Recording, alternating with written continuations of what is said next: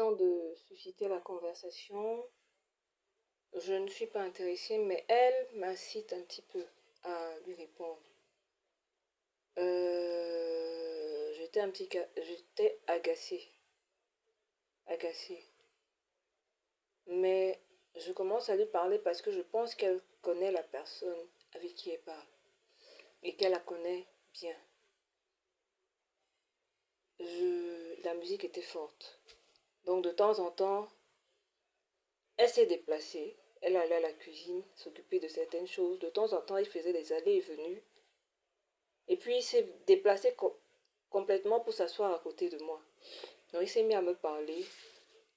Le, la tchatch officielle, là, les dragues officielles, là. Ceci, tu me plais, machin. En fait, j'entendais même pas. Parce que j'étais tout le temps en train de crier. Je me souviens que j'étais tout le temps en train de lui crier. Quoi? Hein? Hein? Et j'ai à un moment dit non, je veux pas de petite amie. Je veux pas, je suis pas intéressée. Je veux pas. Il disait, on pourrait quand même garder le contact et devenir amis et tout. Bon, bêtement, je dis oui. Et je vais pas raconter le reste de la soirée parce que, ah si, quand même, c'est quand même important. Il me propose de danser à plusieurs reprises. J'accepte quand même, mais je ne suis pas intéressée. Je ne suis vraiment pas intéressée. Je me souviens que je n'étais pas intéressée, mais j'étais incitée à être intéressée. Vous savez, quelquefois les jeunes filles, quand elles sont avec leurs copines, ce sont leurs copines qui les amènent à aller vers telle ou telle personne alors qu'elles n'ont même pas vraiment envie. Elles n'en ont pas envie. À découvrir telle ou telle personne alors qu'elles ne veulent pas. Je n'étais pas intéressée, mais j'étais incitée à être intéressée. Et quand on t'incite à être intéressé, tu te dis que c'est quelqu'un de bien. Vous savez, c'est comme ça dans le psychisme. C'est pour ça que je vous dis, mes chères petites sœurs, vraiment, dans ces histoires-là, il faut faire très attention. Moi, je m'étais dit que c'était quelqu'un que cette jeune femme, qui est mon amie d'enfance, ma sœur, connaissait parfaitement. En réalité, elle ne le connaissait pas du tout. Elle ne le connaissait pas du tout. Je ne peux pas le lui reprocher, bien que après le viol, j'ai été choquée, vraiment choquée, hein, choquée. Et elle n'en avait rien su, je ne lui avais pas parlé. Je suis juste allée retourner chez elle après le viol, lui poser des questions. Est-ce qu'elle le connaissait? Est-ce que c'était quelqu'un de proche de leur famille? Et puis elle m'a dit que non, elle ne le connaissait pas. Elle a découvert juste le jour de son anniversaire et tout. Euh, il était venu là avec quelqu'un d'autre. En réalité, il faisait ce qu'on appelle le je m'invite. Il était venu avec quelqu'un d'autre. Qui, qui celui-là, par contre, la connaissait. J'étais dépassée. Je vais revenir dessus, mais je raconte d'abord le viol. Il me donne un rendez-vous. Il a pris mon numéro après avoir été incité parce qu'elle m'a tellement incité que je lui ai donné mon numéro de téléphone. Il me demande de venir, on va sortir, d'aller le voir, le rencontrer et puis on va sortir. À l'époque, il habitait au Billy. Donc, j'accepte le rendez-vous et une fois arrivé là-bas, il dit en réalité, on va plutôt rester à la maison aujourd'hui parce que, en fait, je me souviens même pas s'il menaçait de pleuvoir ou il y avait un truc comme ça, mais je sais qu'on n'a plus bougé. Et à force d'incitation, comme je vous ai dit, j'étais réticente. Pourquoi j'étais réticente? Parce que je sortais d'une relation, oui, bien que vierge, oui, c'est possible, une relation à distance avec quelqu'un qui vivait à l'étranger. Et je ne voulais pas, ça ne m'intéressait pas. Est-ce qu'il m'avait plu sur le coup? Pas du tout. Est-ce que j'ai quand même discuté avec lui le jour de la fête? Oui. Comme je vous ai dit, avec l'insistance de mon ami, oui, je me suis mise à lui parler. Et il m'a un petit peu plu, oui. Et oui, voyais pas pourquoi je n'allais pas finalement apprendre à le connaître. Et donc, je suis sortie avec lui. Je pense que c'était le lendemain. Donc, on va dire que c'était le 21 février. Sauf si c'était le 22, je m'en souviens pas. Mais en tout cas, ça n'a pas mis long. Le 21 février, arrivé dans sa maison, il dit, finalement, on va pas sortir. Je voulais te dire quelque chose que tu sais déjà et que j'avais déjà commencé à te dire quand on était chez ton ami. C'est que j'aimerais être ton petit copain. Et j'ai voulu faire non, non, non, non. Il dit, s'il te plaît, machin. Euh, Qu'il m'aime. Voilà le terme qu'il a employé. Qu'il est super amoureux. Vous savez, pardon, il y a certaines jeunes filles qui sont très naïves et j'en faisais partie. Je faisais partie de ce lot. Je ne vais pas le cacher. Je ne vais pas le cacher. L'amour, sans vraiment se connaître, on s'est parlé quoi la veille. Normalement, je devais réagir autrement. Mais je n'ai pas réagi autrement. Donc, j'ai accepté d'être sa copine et d'apprendre à le connaître. Et le jour-là, il me propose de, comment dire, il a utilisé le terme faire des câlins. Donc, il me dit, euh, il va me toucher, je ne vais pas le toucher. Il me convainc d'enlever mon haut. Je vais parler à cœur ouvert, je n'ai pas honte. Parce que je sais que ça arrive à la plupart des jeunes filles. Surtout si elles ne sont pas encadrées. Et c'est justement pour ces jeunes filles que je parle.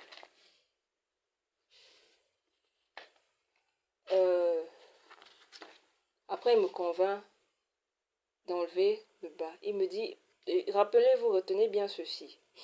Je suis persuadée qu'il vient de la famille des amis. C'est-à-dire que dans ma tête, c'est quelqu'un de bien.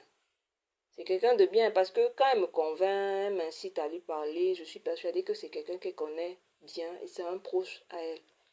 Mais je ne savais pas qu'en réalité, pour elle, c'était un inconnu. Un total inconnu. Je le saurais, comme je vous ai dit avant, en allant la voir le lendemain du viol pour lui poser quelques questions. Ils agissaient tous chez eux comme si c'était quelqu'un comme ça qu'on connaissait depuis des années. Donc ça doit être leur façon d'être sympathique. Peut-être c'est ça. Mais à l'époque là, j'avais pas compris ça comme ça parce que à l'époque ça semblait juste quelqu'un qui est en famille. Donc le bonhomme, une fois que je suis, nous sommes, parce que lui aussi il était, comment on va dire ça,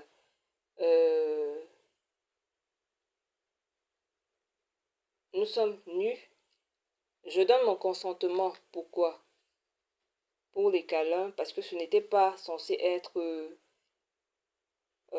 comment on va dire ça, ça a même été tellement rapide que quand je dis je suis nue, ce n'est pas comme si j'étais enlevée, je me suis couchée tout à fait nue.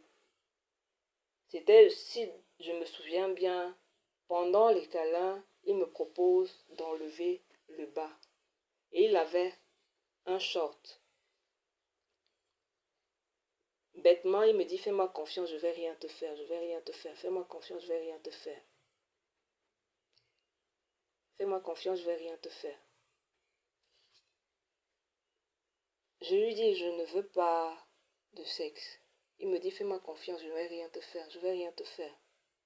S'il te plaît. Bêtement, mes chéris, ne vous amusez pas à faire ce genre de choses. J'avais 22 ans, j'étais vierge. Ne vous amusez, voilà ce que je répète, ne vous amusez pas à faire ce genre de choses. Même si c'est qui, ou même si c'est un ami bien connu, si contrairement à moi, vous découvrez quelqu'un comme ça qui est bien. C'est vrai que certains ont des chances, la chance, et puis elles se retrouvent mariées. Je n'étais pas désespérée. Je vous ai dit, j'ai été incitée à m'intéresser à lui alors que je m'en intéressais pas. Donc, pendant que Il finit de me convaincre qu'il ne va rien me faire. Je constate seulement que le bonhomme est au-dessus de moi. Il est au-dessus de moi. Il est plus fort que moi. Je dis, Yannick, parce qu'il s'appelle Yannick. Yannick, tu m'as dit que tu n'allais rien me faire. Je suis vierge, s'il te plaît, ne me fais pas ça. Tu m'as dit de te faire confiance. Parce que c'est là où je commence à comprendre qu'il y a quelque chose qui va se passer. Et il a enlevé son short. Et je suis désolée, mais il n'avait pas de caleçon. On vous appelez, vous, les shorts là, les caleçons en fait. Tu m'as dit que tu n'allais rien me faire. S'il te plaît, ne me fais pas. Je me suis mise à pleurer. Il était au-dessus et puis il m'a pénétré de force. Donc c'était vraiment violent, hein. Ça faisait vraiment mal. J'étais vraiment en larmes. Tout ce qui passait dans ma tête, c'était quoi? Bon, maintenant que je suis dans cette situation, je me suis mise là-dedans toute seule. C'est tout. Pendant qu'il faisait ces trucs-là, je cogitais. Je me suis mise dans cette situation toute seule. Ça, c'est d'un. Deux, qu'est-ce qui va m'arriver dès qu'il va finir? Est-ce qu'il va me tuer? Qu'est-ce qui va se passer? Trois, peut-être il faut que je feigne l'amour. Je fasse comme si je suis amoureuse de lui pour m'en sortir.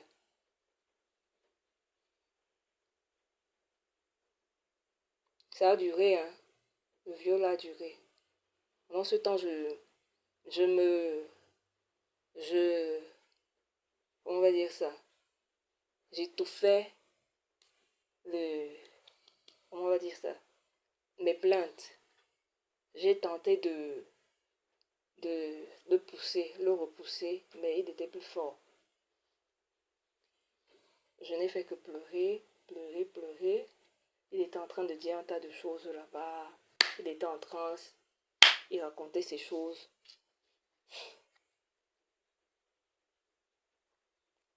Quand il a fini, il a commencé à faire le... Vous voyez comme dans les films américains, les psychopathes là, qui sont éperdus d'une femme, et si tu fais pas comme ça, il va faire ceci ou cela.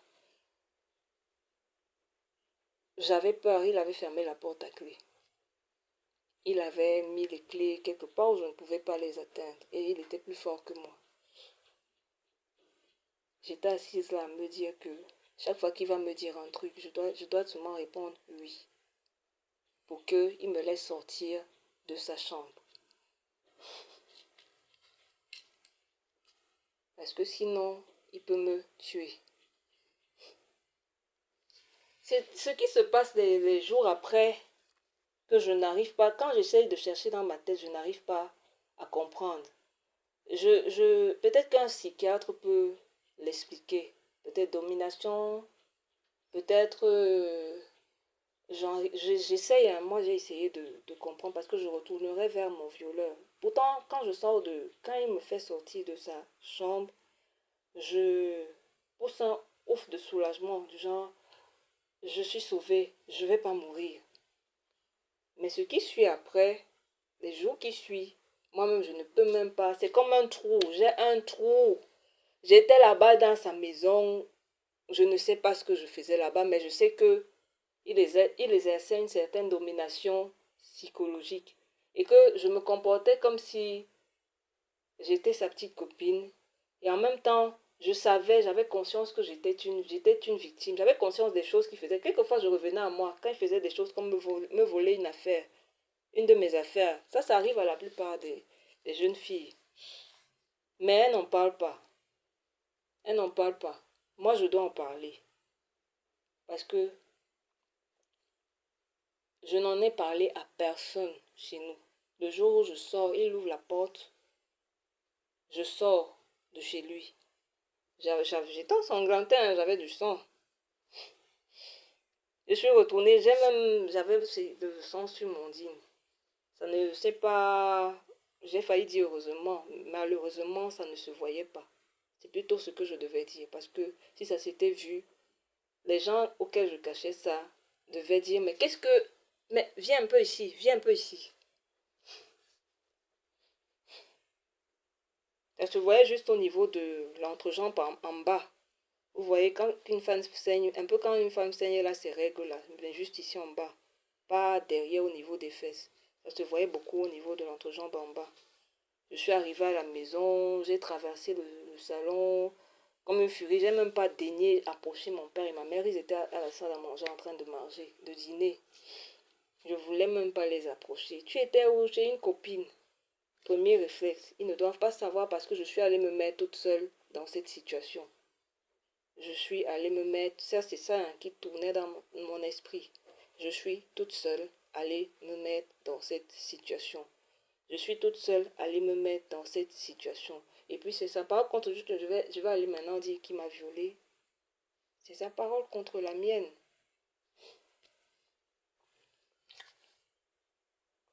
Je les traverse, je monte. Deuxième réflexe, la douche. J'ai fait un certain temps là-bas. Ma mère est me montée, elle a toqué. Je dis, tu ne descends pas manger. Bon, moi, je suis en train de monter, me coucher. Hein. Tu mets long là-bas. Non, maman, c'est que non, je n'étais pas d'abord aux toilettes. On cherche l'excuse. On cherche les excuses. Après, tu recommandes qu'elle part. Pourtant, j'étais en sanglots dans les toilettes. J'étais vraiment en sanglots. Assise dans les toilettes, sur la douche, en sanglots. Après, je retourne dans la chambre. Mon père vient aussi à son tour. J'étais là. C'est pas possible, c'est pas possible. Il faut qu'on me laisse en paix. Il faut qu'on me laisse en paix. Il faut qu'on me laisse en paix. Il faut qu'on me laisse en paix. Il faut qu'on me laisse en paix.